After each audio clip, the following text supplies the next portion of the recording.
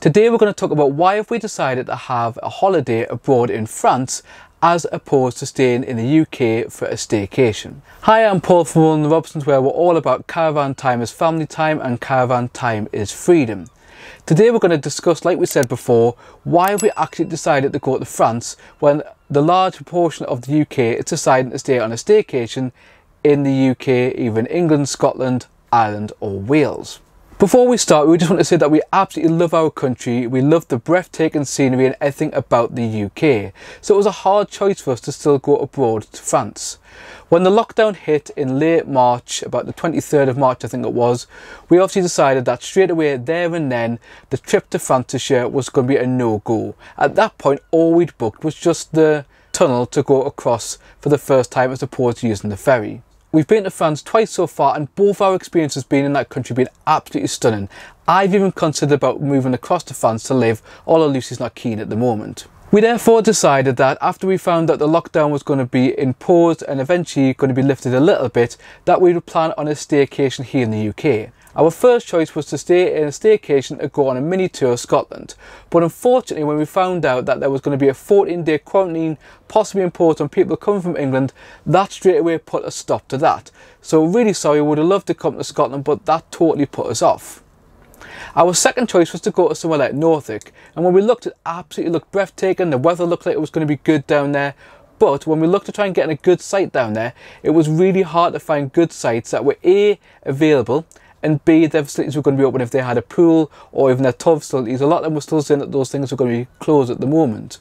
So we decided to start looking at France again. Our main campsite was going to impose a limit of an hour at the pool, so we decided that wasn't going to be good for us. At the same time as when we started looking at France again, the lockdown was starting to be eased a little bit more, and also we were going to be able to go to other countries like France and we weren't going to have a 14-day quarantine when we came back here into the UK. At the same time as lockdown was getting eased, it seemed that the weather in the UK took a major nosedive, particularly here in the northeast. Suddenly it went from blistering sun when we were in full lockdown to heavy wind, heavy rain and very overcast and cloudy days. So that kind of put a bit of a bad thought in our head about staying here in the UK and maybe having bad weather. Again, I know the whole of the UK doesn't get quite the same weather we get up here in the northeast, which can in the summer be still raining and overcast. We also thought that at the end of the day the COVID situation seemed worse here in the UK at the time we were looking than actually in France. And at the same time, I think the chances of catching COVID-19 in the UK and in France are probably about the same. We thought that if we went to France and we took precautions like wearing gloves, cleaning our hands, wearing masks where necessary, then going to France would still be a viable option for us and the girls. This year we've had a slight change to our plans. The place we were going to go to decided they were going to have a 1 hour limit if you used the pool, so that was a no for us. When we started looking around, we thought, well, why don't we stay at a fairly northern campsite, or northern compared to where we've normally been. Lucy wanted somewhere that if one of us became a little bit unwell for whatever reason, that we'd be able to hopefully hook up the caravan, drive up and get back to the UK. And in a worst case scenario, if any of us needed to go to the hospital once we were back in the UK, we obviously knew that we could go to a UK hospital and we'd be treated, even though we know the French system is also superb. So this year when we drive down from the northeast of England, what we're going to do is going to get up nice and early. We're going to leave here about 7, maybe half 6. We're going to travel down, get the Eurotunnel, and we're going to stop at a site which is about 30 to 40 minutes away from Calais called St. Louis Camping. We're going to stay there for one night, then we're going to travel down just past Rouen, I'm not sure the correct pronunciation, to a site called the Three Kings Island, which is on the Seine, which hopefully will give us reasonable weather.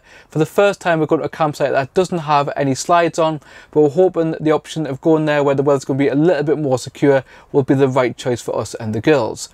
We're then going to stay there for 8 nights. We're going to travel back up to Guines, which is again about 25-30 minutes away from Calais, and then we're going to get the ferry back over, and this year we're going to stay at Peterborough at Ferry Meadows. So for more of our adventures in France 2019, please click on the top left. Here will be a playlist of videos from our 2019 trip, and in the bottom right will be a video that YouTube has picked for you. Please remember to subscribe to our channel by clicking the subscribe button below and the bell notification so you can follow our adventures when we go to France this year, even if you can't go, unfortunately, like Caravan Vlogger. And all it leaves me to say is goodbye all caravan, motorhome and camping people.